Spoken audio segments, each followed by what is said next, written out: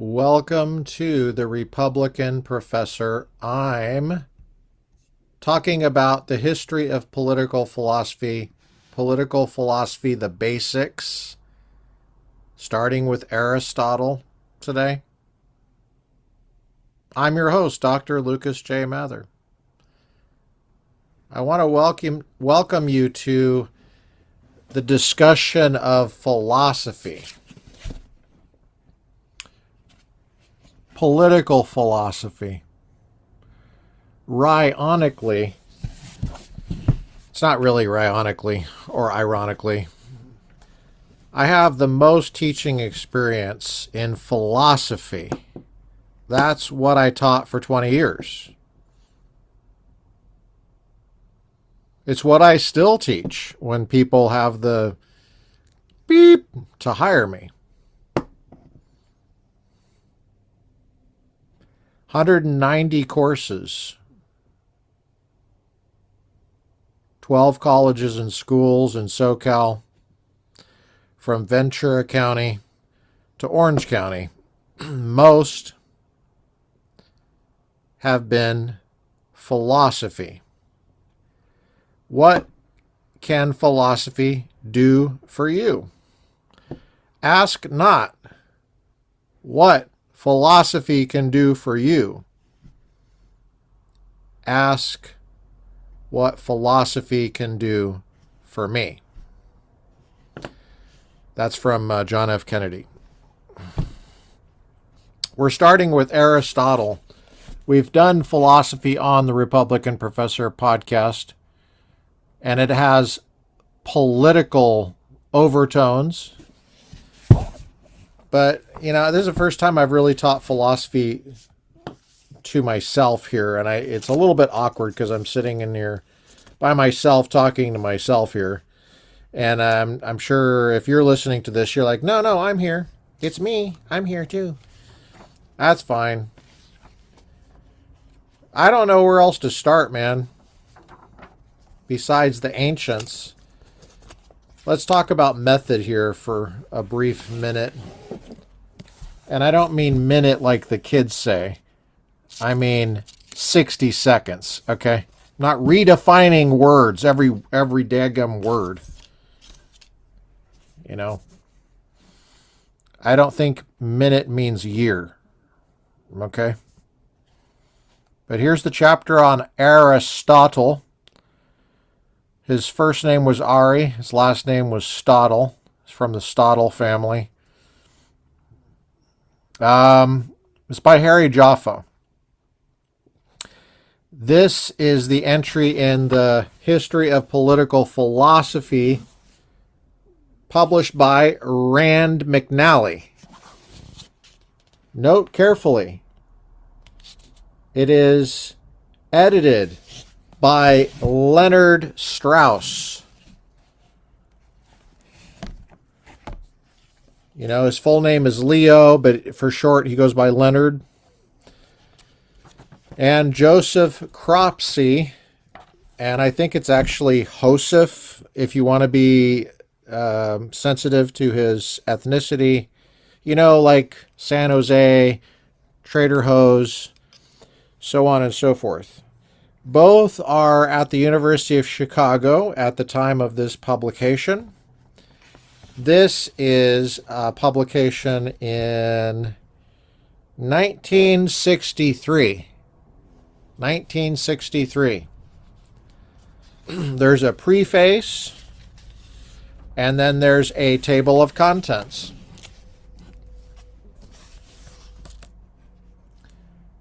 I like to go through the table of contents.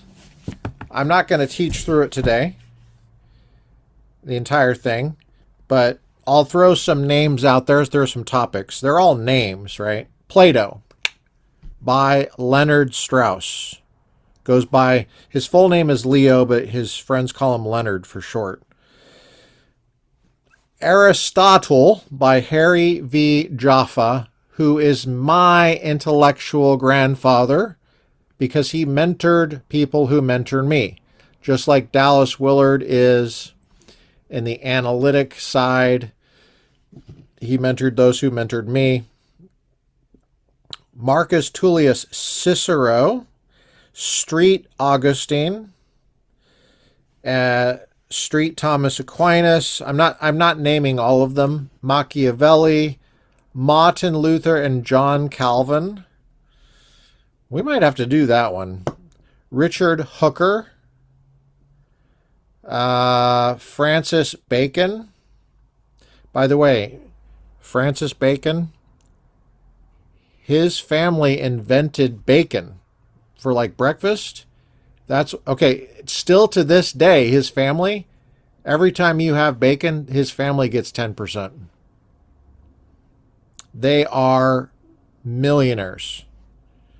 Hugo Grotius, Thomas Hobbes, Rene Descartes, it's the only girl, John Milton, Benedict Spinoza. Can you tell I'm joking? Maybe you can't, but that's part of the joke, is you can't tell. I love my sense of humor, even if you don't, because I got to keep myself entertained. Why why do I want to watch your bored face? I don't want to watch your bored face. I got to keep myself going. Johann Sebastian Locke, Montesquieu. He's the only guy that thinks is a diva, like Cher, Bono. Montesquieu's got one name. Give me a break. David Hume, Jean-Jacques Rousseau. I guess there's two girls. William Blackstone. Yeah, we're gonna do that one. Adam Smith. Probably should do that one too. Federalist. Oh, we're definitely doing that one. Thomas Paine, Edmund Burke, Jeremy Bentham, George Hegel, Alexis de Tocqueville. Okay, three girls. Johann Stuart Mill, Karl Marx. I don't know if I think I'm gonna do Thomas Sowell on Marxism. That's why we're gonna let Sowell do that one. Okay. Yeah. Friedrich Nietzsche, John Dewey, and then the last chapter is on some guy named Index, and I've never heard of this guy. I don't know why he thinks that he's a badass. The very first chapter I forgot to tell you is about a guy named Introduction. And again, it's one of those Cher, Bono, just one name things. I guess he thinks he's just a badass. Plato has one name too, so does Ari. Well, in thinking about this episode, broaching the basics of political philosophy, I don't want to get too bogged down into method and how to present the material, but there's two schools of thought on this. One, that you go topically. Okay, you broach the topics, or you go historically. That's a second way. I don't want to imply that the basics of political philosophy started with Aristotle. That would be false, historically. There's some really important stuff that comes before Aristotle in history.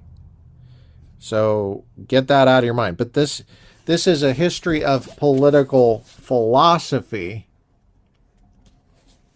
But the philosophy part, you can jump in anywhere. That's what I like about philosophy. I used to teach it topically. Because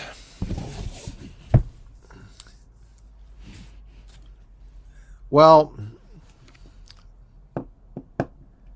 I mean, you can do it either way. I've done it both ways, actually, now that I think about it. Um, I'm not sure which way is the best. I think it depends on the students, to be honest with you. Let me say a word or several words, more likely, about students. The older I've gotten and the more teaching experience that I have, the less responsibility I feel for your learning experience.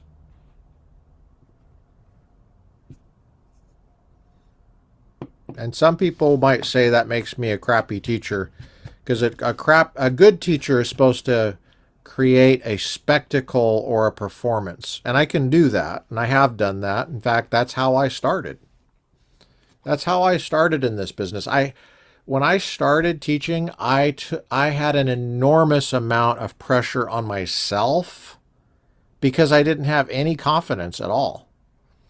And so I felt like I had to earn every nanosecond of attention. The longer I've done this, it's not just that I have less energy, which is true.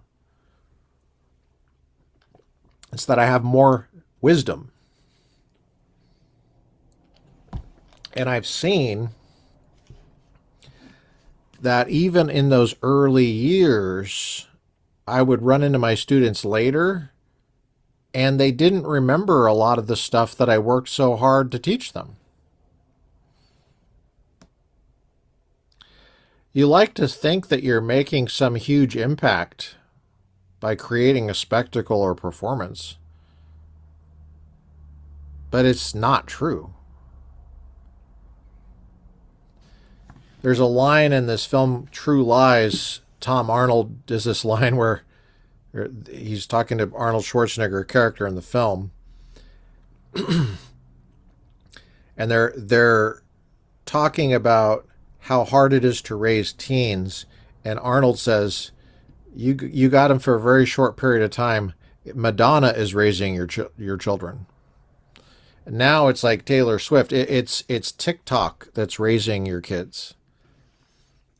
It's even worse because it's an incredibly short attention span. And as it goes with people that have short attention spans, they don't have the attention span to know that they have a short attention span and that that's the problem. And that what they really need to do is go to war on their short attention span. Lay siege to it like a castle. Create an intolerance of your own bull beep shit.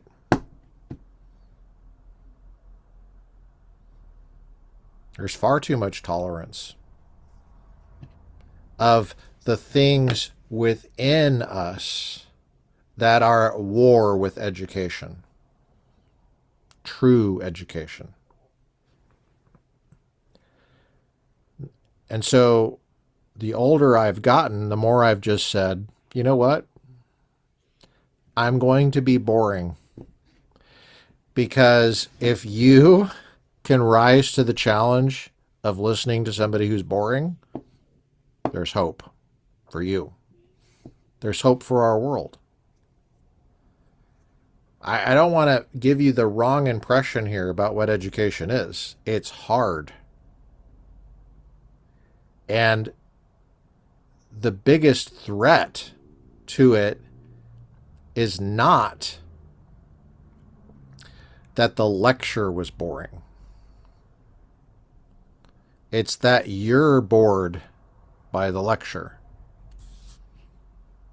And if you pay close attention to what you are, you're bored by most things that are interesting. You're bored with yourself. You're bored. Just look at what you're doing. Look at what you do. How much attention you have. Have you ever just paid attention to what you pay attention to? Pay attention to how much time you spend scrolling on your phone. I mean, back in my day, I had a fax machine in my bedroom. And I would just linger over the fax machine as the faxes came in, and I would scroll through those at night. I would go through my letters that I got in the mail, and I just scroll through those. And I would read a paragraph in a 3-page letter, and I would just go to the next letter. Didn't even read the whole damn letter. I am kidding, by the way. I am kidding. The way you gain an education is the same way you gain health in exercise. You just keep doing it. You keep showing up. And it's best if you don't have false beliefs about what it really is. It's hard. It's also wonderful. It's delightful. It's life-changing. And here we get to Harry v. Jaffa on Aristotle. Here's my bookmarker. Free Will. Oliva cigar. Aristotle. That means I was smoking this when I was reviewing this material. That's what that means, in case you didn't know. 384 to 322 BC. Isn't that refreshing? BC. What's BC mean? You are correct. British Columbia. That's what that means. No, it means before Christ. Aristotle. I would like to thank Harry V. Jaffa for writing this. I would like to thank Rand McNally for publishing it. We're going to make a fair use and transformative reading of this. Here's our transformative reading of Harry V. Jaffa on Aristotle. Aristotle was born in the seaport town of Stagira in northeastern Thrace. His father was Nicomachus, a court physician to the royal family of Macedon. Aristotle came to Athens in 367 and entered the school of Plato, where he remained until the latter's death in 347. That's right, he studied under Plato. Which means what? Which means if you have a serious bone in your body about learning the basis of political philosophy, you want to spend some time in Plato. Okay? Which we will. He lived in Assos, in the Troad, in Lesbos, and about 6 years in the Macedonian capital of Pella. They make very good windows, by the way. During which time his famed association with the young Alexander occurred, and that would be Alexander the Great. In 335, he returned to Athens, where he founded his own school, the Lyceum. Famous speech that Lincoln gave was the Lyceum Address, named after that town. In the anti-Macedonian reaction that swept Athens and other Greek cities after the death of Alexander in 323, Aristotle was indicted for impiety and fled to Chalcis in Euboea, his mother's birthplace, reportedly saying that Athens must not sin a second time against philosophy. He died there not long afterwards in 322. Aristotle's political philosophy is to be found primarily in two books, the Nicomachean Ethics and the Politics. An evidently earlier and less definitive work is the Eudemian Ethics, a fourth, fifth, and sixth books of which are identical with the fifth, sixth, and seventh books of the Nicomachean Ethics. An exhaustive study of Aristotle's political philosophy would include a careful examination of similarities and differences in the two ethical treatises, as well as consideration of a smaller, less scientific work called by the tradition Magna Moralia. Finally, we must note that the famous 158 constitutions or regimes said to have been collected by Aristotle according to ancient catalogs, and which are referred to in the last paragraph of the Nicomachean Ethics,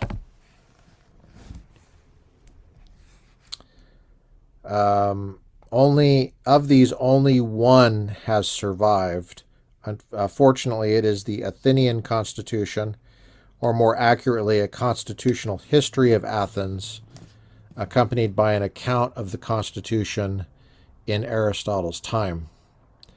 In this essay, top of page 65, we will limit ourselves in the main to Aristotle's Politics, with such supplementary consideration of the Nicomachean Ethics as is necessary to establish the context within which the political treatise, in the narrower sense of the word political, occurs.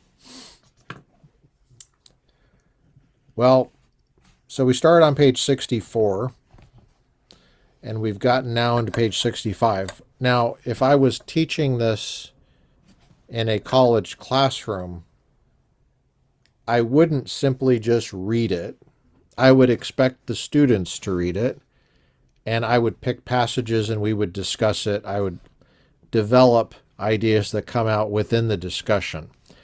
What happens when the students don't read? Well, that whole thing is thrown off.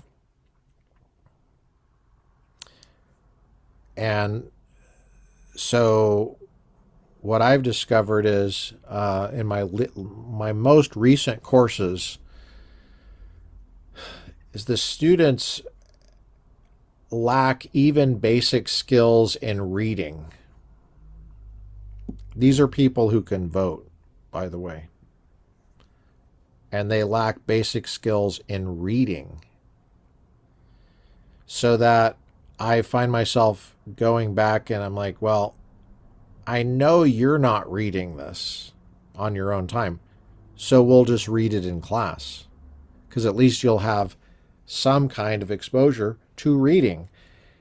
You can't get away from it. You have to read. This AI stuff is of the devil. It is totally satanic. I know people are going to be defensive about it and accuse me of the worst things, but it is. It is because the evil impulses that you have within your own soul, as James talks about in the Bible, they're at war with your education, even without AI. All AI does is come along and say, it's okay. No, it's all right. It's okay. There. It's okay that you don't know anything. It's okay that you haven't committed anything to memory. It's okay that you don't know even how to check whether the AI is correctly telling you something, because you've never learned how to think effectively for yourself. You cannot learn to think effectively for yourself if you've never been trained to read critically and to develop your own thoughts. Harry Jaffa continues on page 65. The subject of Aristotle's Politics is the polis, or political community.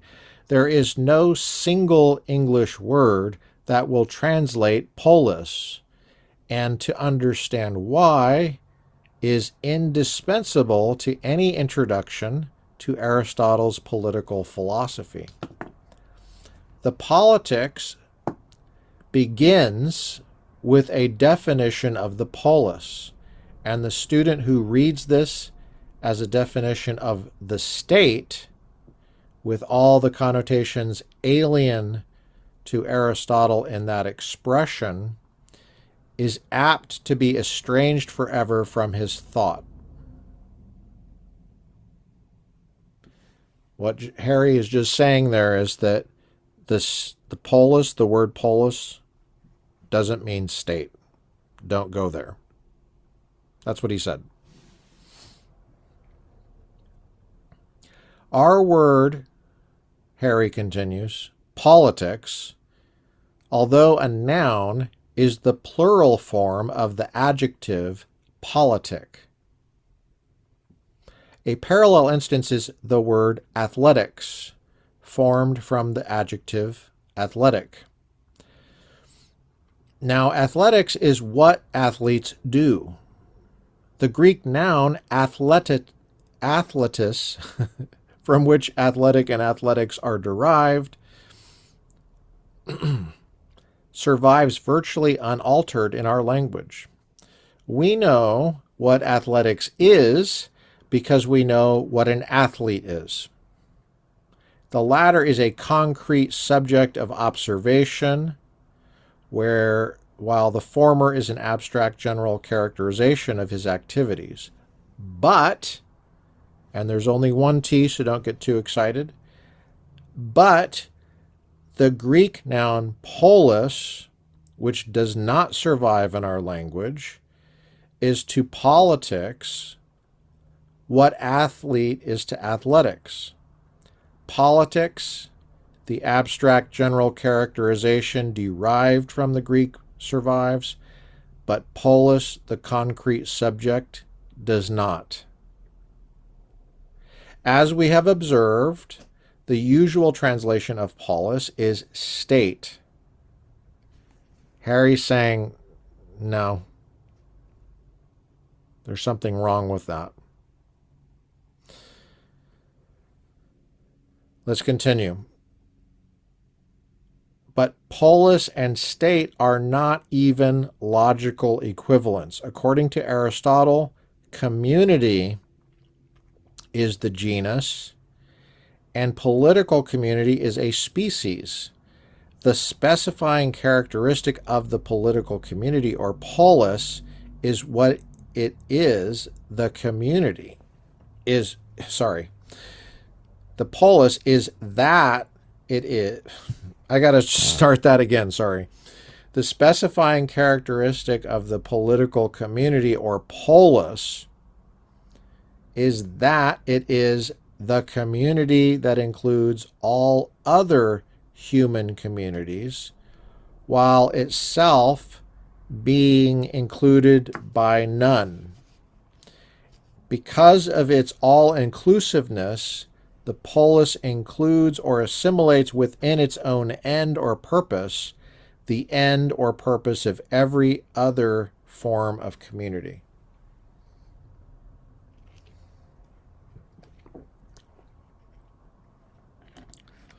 The scope of the state is quite different,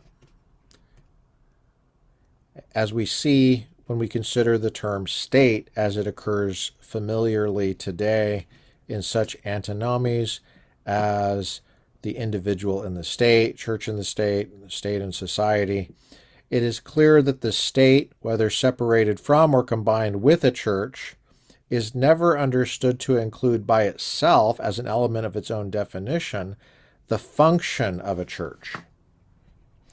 The purpose of a state, as a state, is never understood to be that of providing for the eternal welfare of its citizens or subjects, however much it may assist a church or churches in providing for it.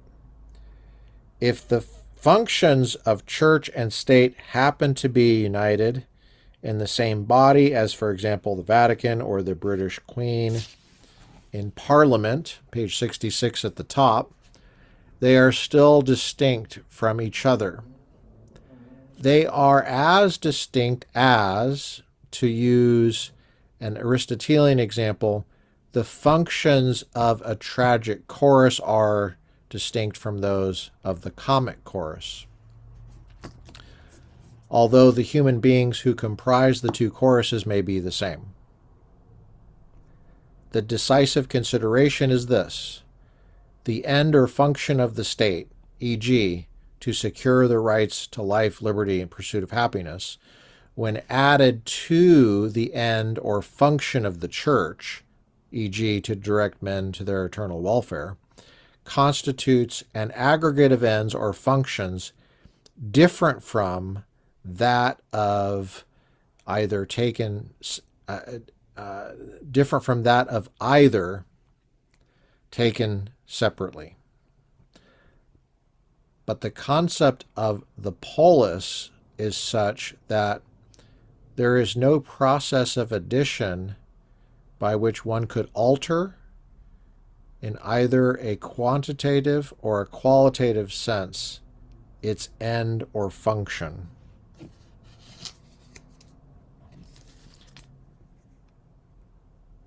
It is a common error to suppose that because the polis includes all other communities, the end or function of the polis is simply the aggregate of the ends of the communities it embraces, with the addition of the end we attribute to the state. This error is expressed in the attempt to explain the comprehensiveness of the polis by saying that it is simultaneously church and state. In this view, the reason why the end of the polis cannot be altered by any process of addition is that it is by definition the sum of the ends it embraces. But the polis, while it embraces the ends of all lesser forms of community, is not the sum of them, because it is in no sense an aggregate. Aristotle sometimes conceives of the polis upon the analogy of a living organism. Just as the function of the human organism cannot be conceived as the sum of the functions of heart, liver, hands, and brain, so one cannot conceive of the function of the polis as the sum of any parts or components. The function of the human organism is not a sum for the same reason it cannot be divided or allocated among its parts. It is a whole of which heart, liver, hand, and brain are parts. But it is not a mathematical whole. Without all the parts of the whole, without all the parts, the whole cannot perform its function or cannot perform it so well. But the function performed by the whole is a function of the whole alone. What we mean by a whole man can never be resolved into his physiological components. Polis, as we have said, this is Harry Jaffa on Aristotle. History of Political Philosophy. Rand McNally, 1963, edited by Leonard, Strauss, and Joseph Cropsey, page 66. Those who know Aristotle will know that he sounds like Aristotle right now. If you read Aristotle, this is how Aristotle sounds. That's not surprising. If you read a lot of Aristotle, sometimes you end up sounding like him to try to explain Aristotle. Funny how that works. Polis, as we have said, is logically not the equivalent of state. All that to say that.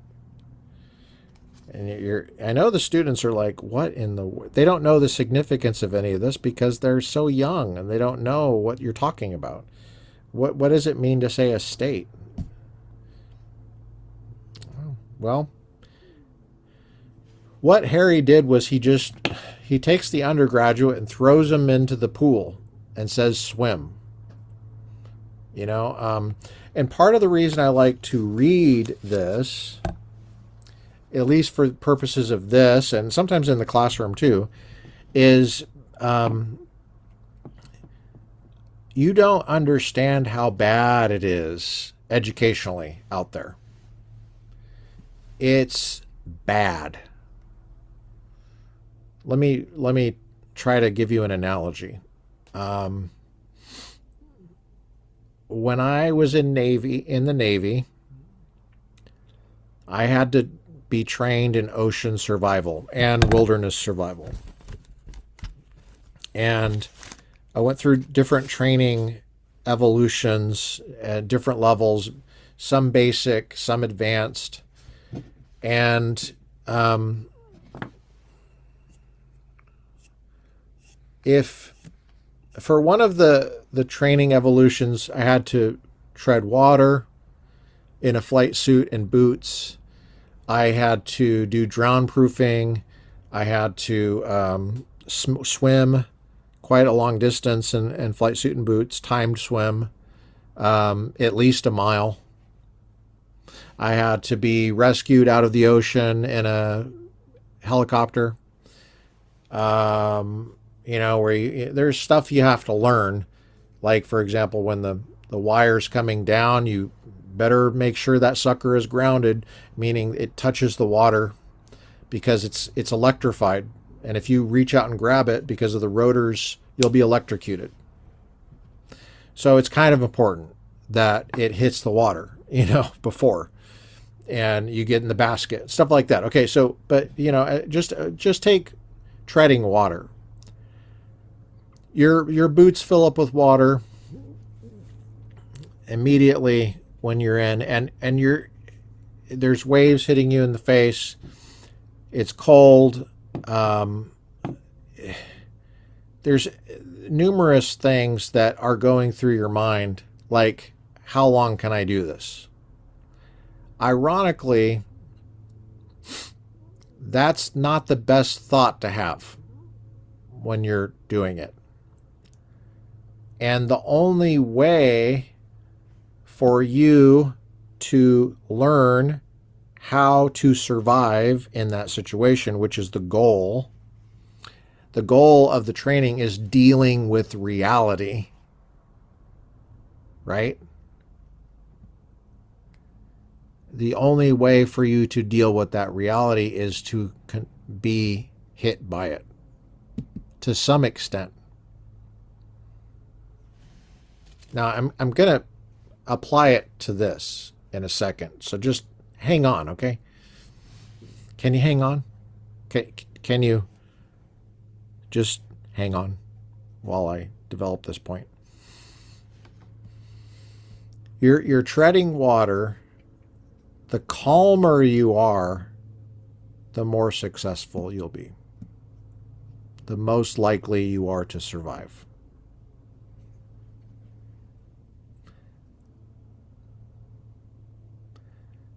You only know what it's like to battle yourself when you're in that position. Because what you have to battle is yourself. Your biggest obstacle to survival is your own mind. If you try to swim too hard, you'll die. You'll die. You gotta relax, man. And you gotta just realize this is a long process. You have to confront that fact and relax about it.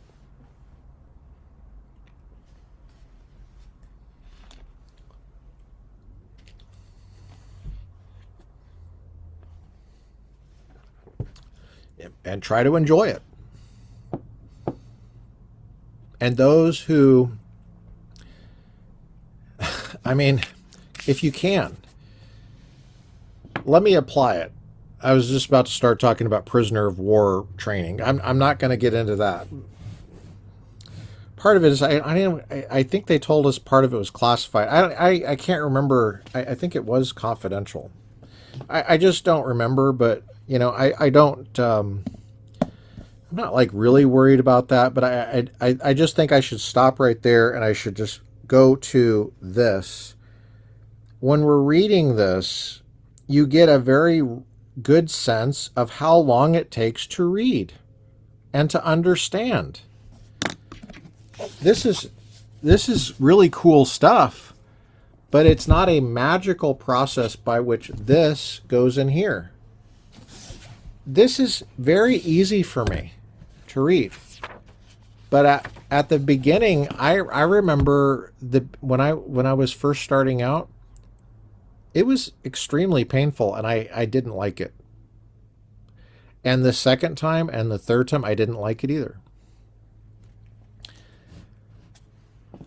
But I learned to just battle myself, and I put myself in situations where it's going to be harder for you maybe, but I put myself in situations where I had to learn it because I had to teach it and I had to explain it, and that's the best way to learn it. But what I've learned in doing that is that part of what we have to teach the kids is about learning itself, because there's a huge lobotomy taking place across our entire country as it comes to learning. The lobotomy is that we think that we don't have to memorize things anymore. We think that we don't have to sit down and read hard things and try to understand them and then read it again and try to discuss it. We think that we don't have to try to put our own thoughts in paper without asking a computer how to put our thoughts. It's the satanic, and it is satanic, the satanic impulses to ignore development of your own mind, even down to like writing emails, is it's all over the place. All over the place. I get pitches to come on the podcast all the time. And you know what they all have in common? They're all 3 paragraphs. The first paragraph references by name a recent episode, says almost nothing about it, but tries to imply that they were deeply impacted by it, which is total bullcrap.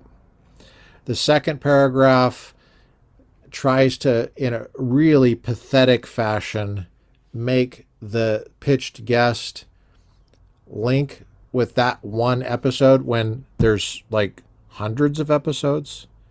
And I mean, it's like, if this is a human writing this, they need to just shut up and sit down and take notes on how I would do it.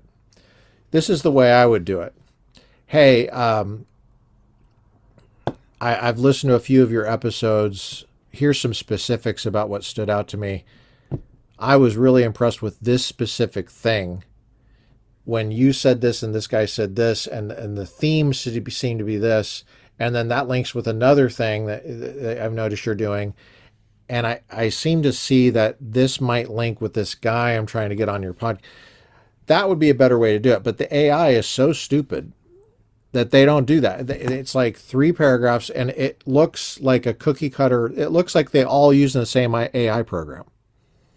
They're just referencing different recent episodes. And I can tell they're just throwing the net out to try to see how many episodes their client can get on or whatever. It's really sad. When I've pitched people coming on the podcast, I never did that. I wrote every word, even if it had a misspelling. I sent it anyway. Why? Because I'm human and I think for myself. And if I catch the spelling mistake if I can. But it's better if it comes from your own mind. If I put my name on it, it's because I said it. The Biden auto pen scandal, 20 years ago, that would have been a national disgrace for that political party. I mean, it is now. But because we're so desensitized with AI, it's like people don't even care anymore. It's not good. You don't even understand how dangerous this is. You have no idea how dangerous it is for our country, for your own health. You're a shell of a person. You got to develop your own thoughts. The only way to do it is to follow somebody else's thoughts first. Try to piggyback on that. As you're incorporating the understanding, more and more will come to you. And your thoughts will be disciplined as well. If you're listening to this and you're wondering, why does he say that? Why does he say that? What's the point of this? That's good. That's a good sign. That's a sign of life in your soul and in your mind.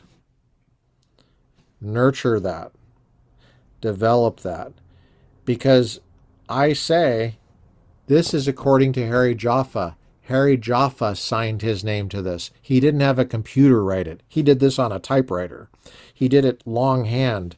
Then it was typed probably by a woman, probably, but a person. And he double-checked it. And then Leonard Strauss double-checked it, and so did Joseph Cropsey. And then they published it, and a bunch of people read it. Really smart people. If it's here, it's been vetted, and it cannot be edited at 2 a.m. And no computer can take it away from you. It's you and the text and history and developing thought. So far what Harry has said here is polis cannot be translated state without being misleading. And so when you come upon Aristotle's writings and the translation of his Politics, and it says state in there, he says, watch out, already you're going to be tempted to misunderstand what he's saying. The importance of words and definitions are absolutely foundational. It's not just words and definitions. Words are how we convey concepts. You know, qualities. A concept is a mental, it's an intentional quality. Okay? An intentional quality, they're of or about things in the world. They help us grapple with and deal with problems. We have to be able to talk about the problems that we have. The way we do this is we have these intentional qualities in our minds, in our souls. The intentional quality is that the state is of or about something. It's a concept. It's of or about something in the world. When that concept is fulfilled in an object, and you represent that to somebody else on an appropriate basis of thought and reality, you know it, if it's true, if it's fulfilled in an object, and then you can have a conversation about it. So what Harry, I just used Dallas Willard's Ontology of Knowledge in case you're not aware. I'm using Dallas Willard. I'm bringing Dallas Willard Ontology of Knowledge here to bear on Harry Jaffa Political Philosophy of Aristotle. The very first thing we're trying to get a handle on is what politics is about. What's the concept? What it is, what's the intentional quality of this mental state that I'm having? Okay. It's about a community that's all-inclusive. It's not reducible to any of the parts. It's not simply a mathematical addition of all the parts. And he used an analogy of a living organism and the parts of the body. The parts of the body are not simply just an adding up to make a whole. The whole is not reducible to the parts, but the whole includes the parts. And the whole has a purpose that is not reducible to the purpose of the parts. And so what you're taking away from it in the first couple pages here is that we need to be protective of our language and how we speak about things. How we speak about things is reflective of how we're thinking about them. And so oftentimes problems with thinking about them correctly start with how we're hearing about them in the language. And so he's trying to get the language clear so that there's not problems with the thought later. And I encounter this all the time. I mean, I oftentimes get questions from students like, how do we stop shootings, school shootings? I will, just an example. I don't use the word shooting when murder is a better word. How do we stop murder? The reason I don't use the word shooting is because shooting by itself is not a morally freighted word like is assumed by Democrats who want to ban all shooting. I'm a Republican, so I don't think that. I'm for self-defense. There's justifiable shooting. So that's not bad. We don't get rid of that. The Democrats want to and have. In Chicago, in D.C., in these localities, like when they had the Klan, when they had slavery, they disarmed the plantation for the slaves. When I asked my students if the slaves had guns, one, had the courage to use them to, and had on the appropriate basis of thought and experience, the training to use them effectively only on non-innocent people. Okay, if the slaves had firearms, had the courage to use it on an appropriate basis of thought and experience, that is good training. If all of that was the case, would there have been slavery in the United States? Yes or no? I have yet to have a student say no. In fact, I have yet to have a student say, if the slaves had guns, would there have been slavery? And I've had yet to have a student say yes to that. I added on my own courage and training because as Republicans, we're trying to cultivate not just gun ownership, but responsible firearm ownership. That is, on an appropriate basis of thought and experience, a tradition of safety, true safety, not a code word for gun control, unless what you mean by gun control is just safe handling of it. And then with that comes the training and courage to use it. Maybe I should have said training first and then courage, but however you put it together. My point is that with the word shooting, it's misleading. The Democrats love to blame things on gun violence, like shooting. Well, self-defense is violent. If a woman fires a gun or even brandishes a gun in self-defense, inappropriate self-defense, that's a violent act. It's not immoral. There's shooting happening at shooting ranges all across the country. It's perfectly legal, perfectly moral. Every time a gun goes off, it's violent. Anytime a gun is brandished, and I hate to use that word brandish because it sounds like a crime, but the word assault also sounds like a crime, and yet police have assault teams. It's kind of awkward when the law enforcement itself is using as the name of their team a word for a crime. Assault. So you got to be careful with words. My point is that you have to be careful with words. You have to become aware of the connotations of words. You have to become, you have to have developed some facility with being sensitive to the words you use. Why are you using this word rather than that word? So when I say to students, when they ask me, how do you solve school shootings? I usually say, I think what you're asking is, how do you prevent murder? And that would be across the board, not just in sensitive places like schools, but post offices, anywhere that there's that possibility of murder.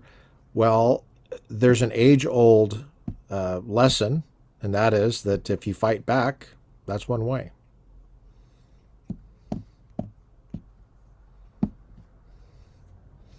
Even if you have the threat to the criminal, not to innocent people, but the threat to a believable threat to a criminal element, that would be one way to deter it or prevent it. And the Democrats are at war with that. They're at war with the culture of firearm education, which is why they went after youth sports. You know, do you guys know about this? You guys know about this? Youth sports? Let me show you here. I think what all. Yeah. This whole thing about the youth sports, junior sports magazine. Oh, you should pick this up, man. I mean, this is really important. It's really important stuff. By the way, we won here in California. The Ninth Circuit here, July 7th, 2025. I didn't cover it on the podcast because it says not for publication. It's not precedent, apparently. But yeah, the Democrats went after children. The effort to create a culture of gun safety mentality in children by training and education. And it's the only reason I point it out is because I'm pointing out that Republicans want to cultivate a culture of learning and safety and courage. The Democrats are at war with it. And so they will use terms like shooting as if, as soon as you say it's a shooting, that gives you all the moral expertise you need to deal with it, and you just ban shooting. Well, it's not very thoughtful because police have guns, but then that same side said abolish the police. So you'll see links to this. Okay. The words have consequences. Just be attentive to it. Let's go a little bit further in this, and then we'll stop for today. Okay.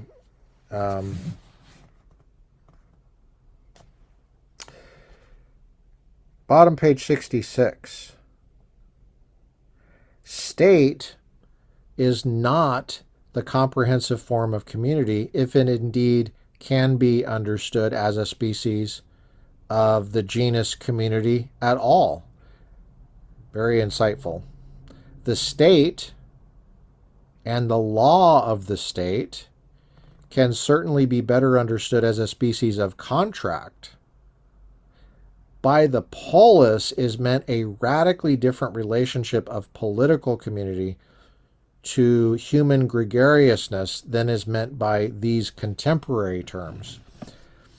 The polis cannot be simultaneously church and state because the definition of the polis implies a quasi-organic relationship between the subordinate functions of subordinate associations within the polis to the superordinate function of the polis, a relationship which excludes the very idea of what we understand by either church or state. As both church and state are excluded from what Aristotle understands by polis, so also are society and individual. Very important point here on top of page 67 by Harry Jaffa. The term society is used in present-day social science, maybe like polis, as state is not, in that it is frequently taken to refer to the totality of all forms of human association, but it is never conceived to be a unified authoritative whole, as is the polis. Okay? So what Harry is saying here is polis cannot really be translated effectively as society either. Okay? Sometimes society is conceived simply as an aggregate of all forms of community within a specified locality, sometimes as an organic or quasi-organic unity.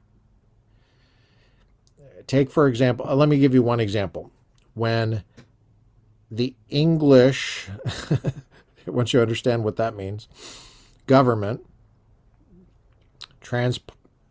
transported like aristocracy into Northern Ireland and tried to displace the natives there. Well, there was a ruling that took place, and that was definitely like, government, but it wasn't organic. So that the lower classes that were native Irish, for lack of a better term, Celtic, to use an older term, had animosity because there was no consanguinity. There was no natural relation. It wasn't like in other parts of Europe where the nobles grew out of the people. This is a totally different class and ethnicity coming in and ruling. And then there's going to be problems. That's a shocker. There's problems. I mean, you could say similar things about American Indians, how American Indians experienced European settlement, European ancestry settlement. It's very similar. There's no consanguinity. Consanguinity means you share the same blood. You're the same people, same language, same customs, same religion. And there's going to be conflict. And so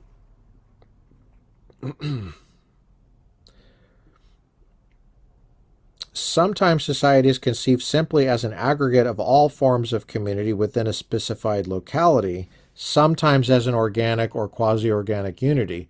But whatever the unity attributed to society is not the kind of unity which gives its identity to the polis.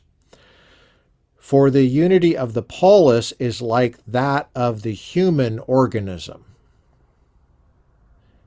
in that it is a result of a capacity for deliberate, rational purpose.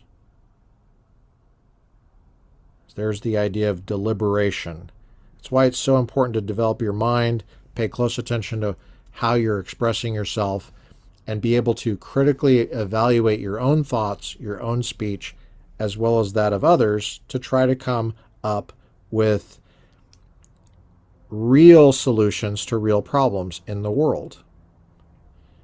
To the extent that AI retards that process or stops it altogether, which is, I think, is what's happening, we're in for really, really bad things ahead. Really bad. And you won't even see it coming.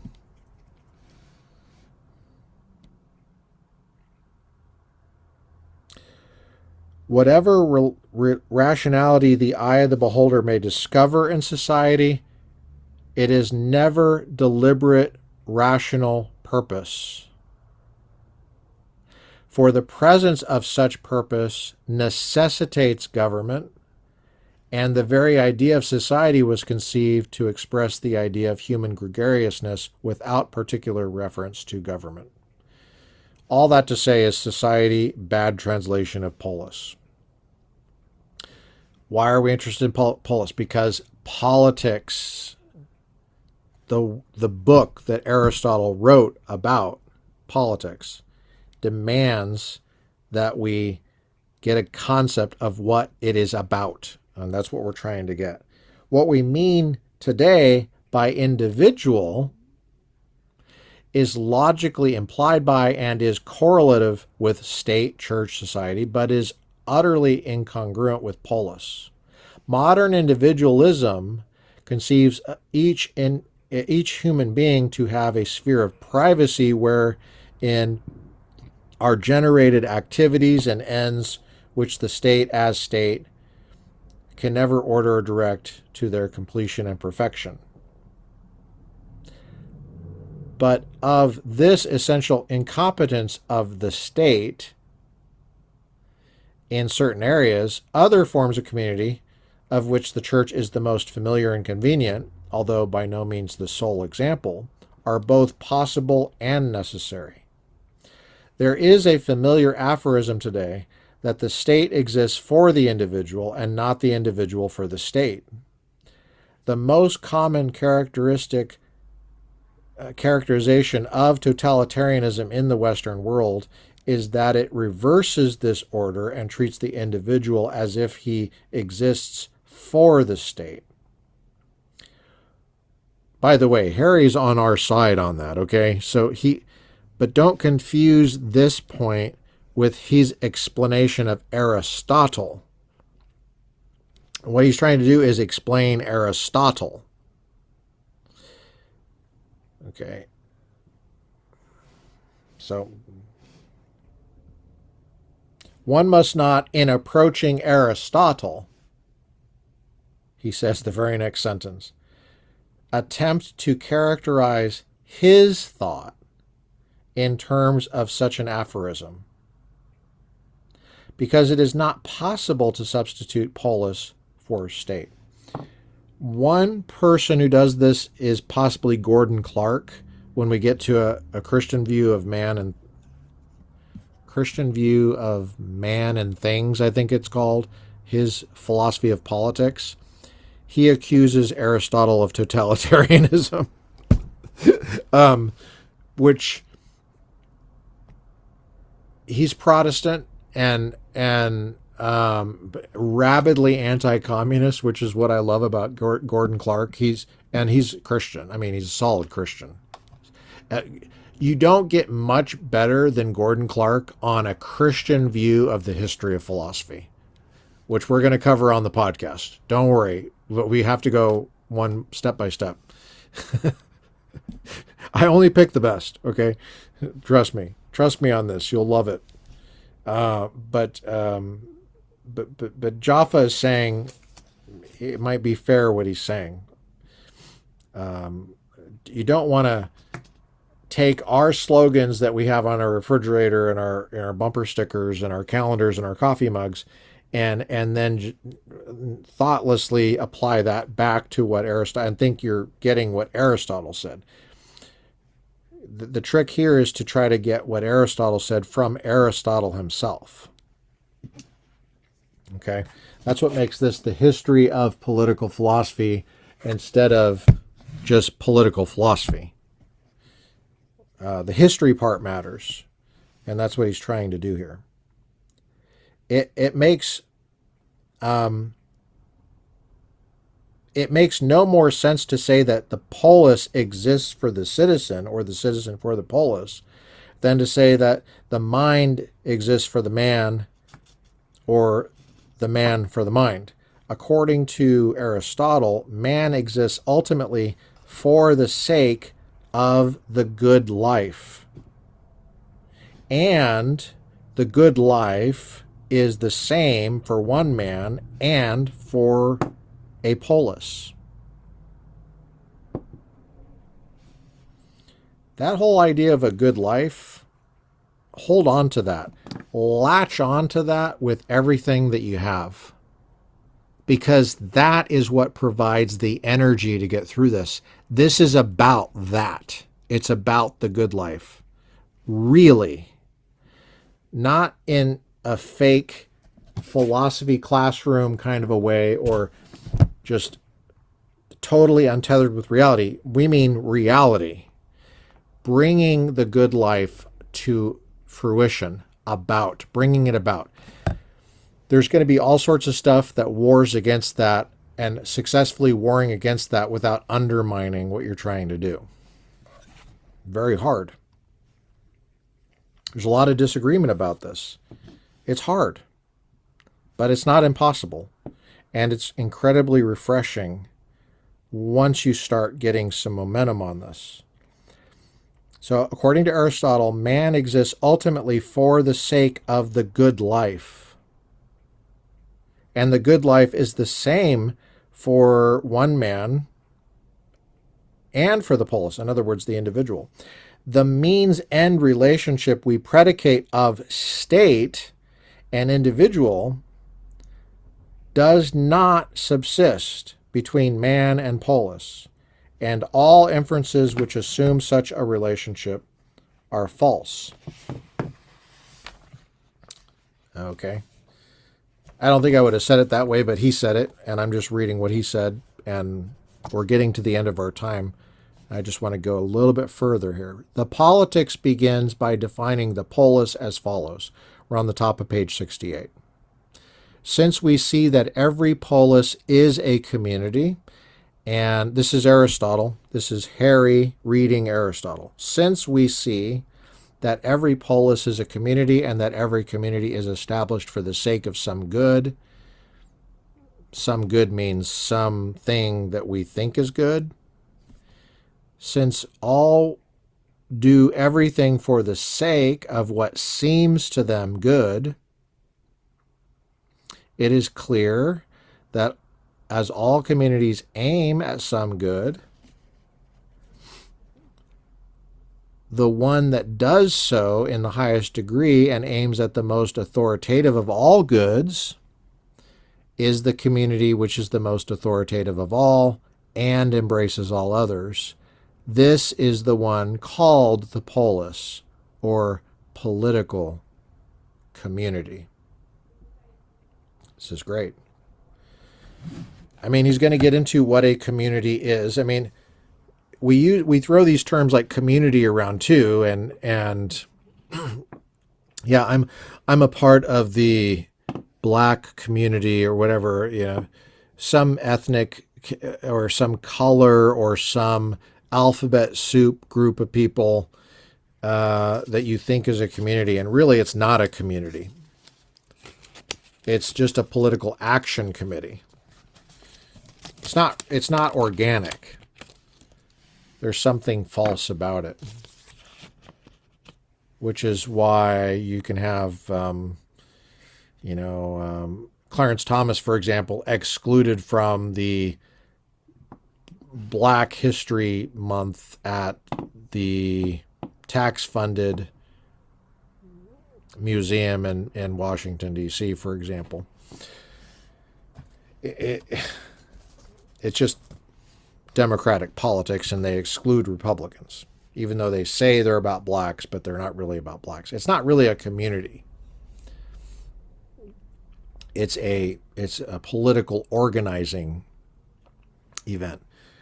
But anyway, what are the elements of this definition? First, there is this syllogism. Every polis is a community. Every community aims at some good. Therefore, every polis aims at some good. The minor premise is itself the conclusion of an implied syllogism. Every community is constituted by common action. Every action aims at some good. Therefore, every community aims at some good. To understand the definition of the polis, we must then grasp with utmost firmness the meaning and implication of the proposition that every action aims or intends some good. Well, I think that's all we're going to do today. I'm going to make a note here that we stopped right here for TRP episode 1. And we'll pick up there for the next set. I'm trying to do, my goal is to try to do an episode every day, because I think it's good for me as a teacher to teach every day. Even if it's only 5 people, that's okay. The smallest classroom I ever had was 1 person. And it was Hugo Salazar, Cal State Northridge. I ended up with 1 person. I did a whole episode about it called The Time I Only Had 1 Student. It was in the fall of 2016. His dad was Mel Gibson's personal carpenter and grew up around Mel Gibson. It was Introduction to Logic. I taught the class as if it was a full class and it was just 1 student. It didn't start out with 1 student, but everybody else dropped. Why did everybody else drop? Because, well, Hugo had characteristics that the other students lacked. Hugo, for example, thought it was important to buy the textbook.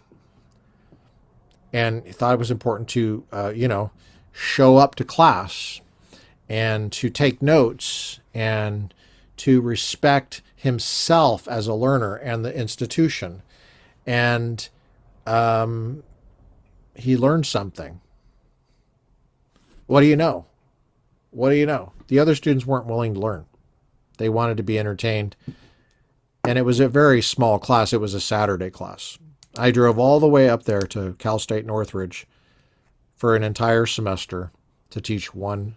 It ended up being 1 student. After about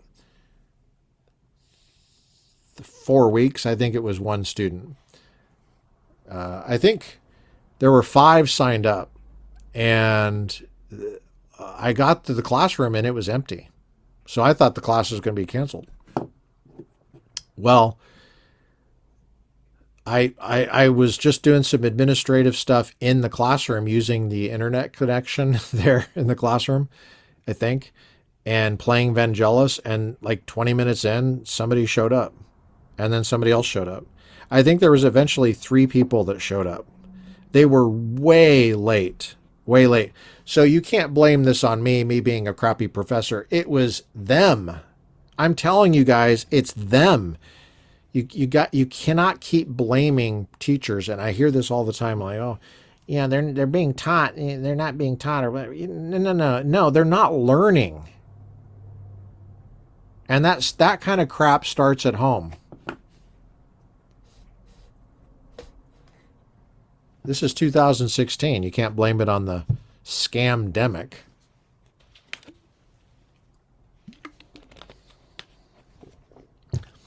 And why did everybody drop except for like a Mexican or Salvadorian? I don't know. He had a Hispanic last name. I want to say it was Mexican. Might have been Salvadorian. I don't know why I'm coming up with Salvadorian. Maybe he told me. I can't remember. It was one of those 2. When Trump was running, and that came up in class, and it came up in class what Mel thought about Trump. And Mel was happy with Trump. I mean, not happy, but just, he wasn't bothered by it. He didn't have TDS. Anyway, we had a great time. That was the time I had 1 student. I'll link it now in this episode. We'll see you next time. This has been Harry Jaffa on Aristotle. And it's in this book, History of Political Philosophy. This is the Rand McNally version. There's a later edition that is published by the University of Chicago. They don't have Harry's entry in that one. So if you want Harry's entry, get a copy of this book, 1963. Thanks for joining me on the Republican Professor podcast. I've been your host, Dr. Lucas J. Mather. We have a reading from Scripture and Streams in the Desert. We're going to go ahead and dedicate this time to the Lord.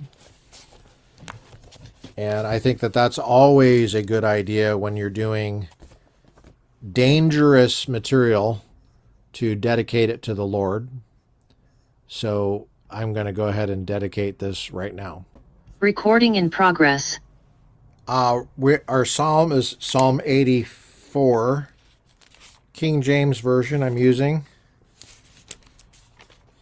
Why am I using the King James Version? Because Daniel Dreisbach, professor on this podcast, wrote a book published by Oxford University Press called Reading the Bible with the Founding Fathers. If you want to be able to understand American history, you have to read the King James Version. You have to understand the language. And the only way to understand it is to be exposed to it. I grew up in a King James only church. So I have years, I'm years ahead of you guys. It's not fair to you,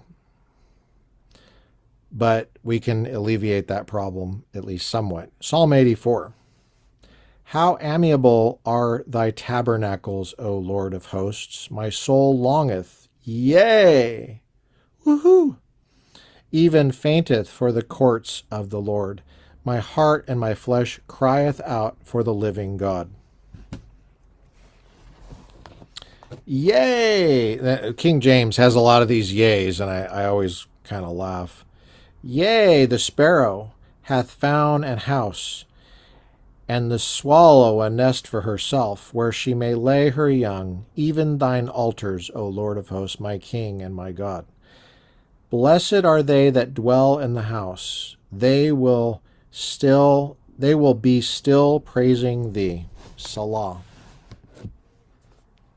Blessed is the man whose strength is in thee, in whose heart are the ways of them, who, passing through the valley of Baca, make it well, make it a well. The rain also filleth the pools. They go from strength to strength. Every one of them in Zion appeareth before God. O Lord God of hosts, hear my prayer. Give ear, O God of Jacob. Salah. Behold, O God, our shield, and look upon the face of thine anointed. Famous quote coming up. For a day in thy courts is better than 1,000. I had rather be a doorkeeper in the house of my God than to dwell in the tents of wickedness.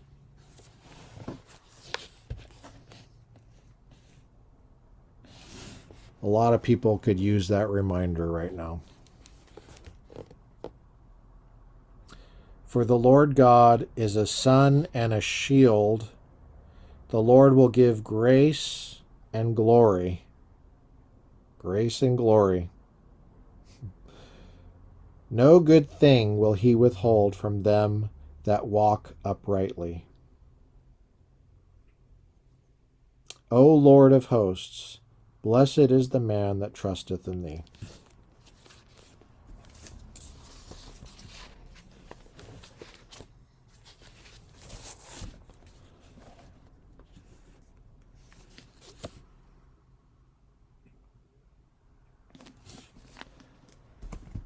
Moment of reflection there.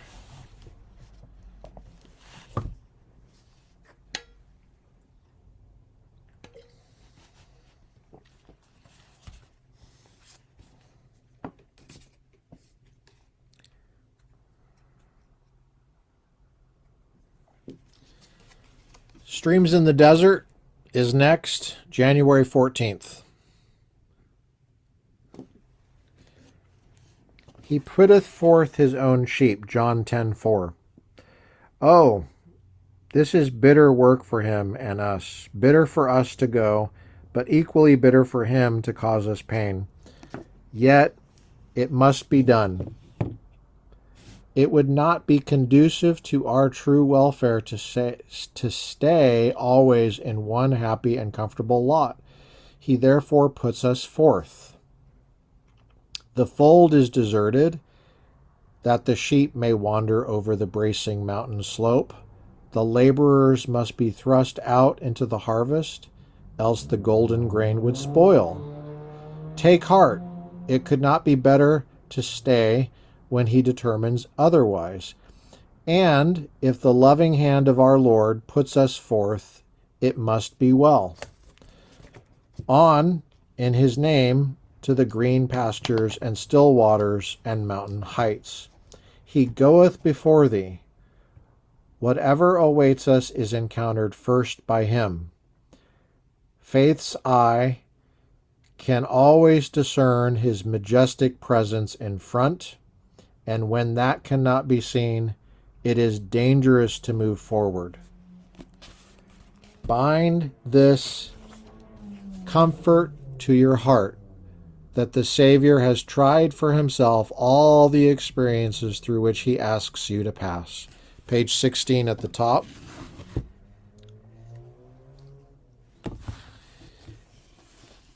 And he would not ask you to pass through them unless he would not ask you to pass through them unless he was sure that they were not too difficult for your feet or too trying for your strength. This is the blessed life. Not anxious to see far in front, nor careful about the next step, not eager to choose the path, nor weighted with the heavy responsibilities of the future, but quietly following behind the shepherd, one step at a time. Dark is the sky, and veiled the unknown morrow. Dark is life's way, for night is not yet o'er. I think it means over. The longed-for glimpse I may not meanwhile borrow, but this I know, he goeth on before. Dangers are nigh, and fears my mind are shaking. Heart seems to dread what life may hold in store. But I am his, he knows the way I'm taking. More blessed still, he goeth on before. Doubts cast their weird, unwelcome shadows o'er me. Doubts that life's best, life's choicest things are o'er. I think it means over, but what but his word can strengthen, can restore me, and his best, and this blessed fact that he goes before. He goes before. Be this my consolation. He goes before. On this my heart would dwell. He goes before. This guarantees salvation. He goes before, and therefore all is well. That's from J. Danson Smith. The Oriental Shepherd. I told you this is the non-woke version, right? I think I told you this. 1925, the original edition. The newest editions that you buy in the bookstore, they're all cleaned up, you know. So, the Oriental Shepherd was always ahead of his sheep. See, is that offensive? I don't think it's offensive at all. I think he's just being descriptive. It means Asian. You know? Asia is a huge place, man. It's huge. He was down in front. Any attack upon them, he had to take him into account. Now God is down in front. He is in the morrow. He's in tomorrows. It is tomorrow that fills men with dread. God is there already. All the tomorrows of our life has to pass him before they can get to us. Damn, put that on a coffee mug. That's from FBM, whoever that is. Who are these names? I don't think they tell you. They just assume you know. God is in every tomorrow, therefore I live for today, certain of finding at sunrise guidance and strength for the way. Prayer for each moment of weakness, hope for each moment of pain, comfort for every sorrow, sunshine and joy after rain. Streams in the desert, January 14th. A moment of reflection.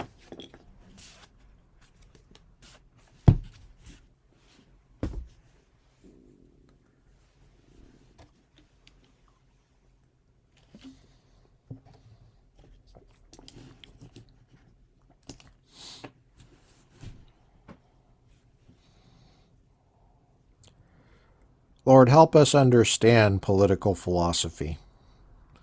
Help us to gain the insights that are helpful for solving real problems. Help us develop the capacities, the virtues, the strengths, the character, the community, the carefulness of thought and language, the boldness and accuracy and thoroughness and clarity and coherence and correspondence with reality, the evidence to be persuasive to others, and the integrity to walk upright in not only crystallizing these great political philosophical truths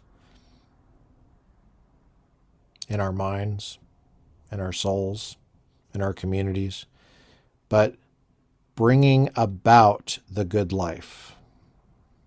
Help us to see that's what Aristotle is trying to do. Help us to see how we can apply those insights today. We ask this in Jesus' name. Amen. I've been your host, Dr. Lucas J. Mather. It is 17 October 2025. It's a Friday. We'll catch you next time.